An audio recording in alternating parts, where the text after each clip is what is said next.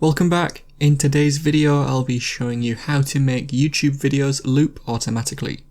This is a built-in feature in YouTube, so you don't need anything else to be able to do it, and the method is really simple, so this won't take too long at all. Remember to leave a like and feel free to subscribe if the video helps. Let's get into the method. First, make sure you are on the watch page of the video you want to loop. This can be any video on YouTube. All you need to do is right-click somewhere in the video player and it should bring up a list that looks like this. At the top of the list, there is the option called Loop, so click on that. The video will now loop and start from the beginning once it reaches the end. To stop videos from looping, simply right-click and choose Loop again and you will notice that the tick disappears. And so that is how to make YouTube videos loop automatically. Click the card on screen now to watch a video of mine, showing you 10 easy ways you can speed up your Windows 10 PC.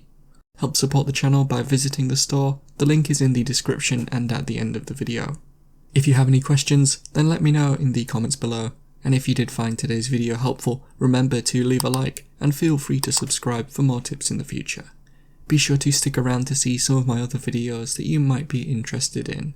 Thanks so much for watching, and I will see you in another video.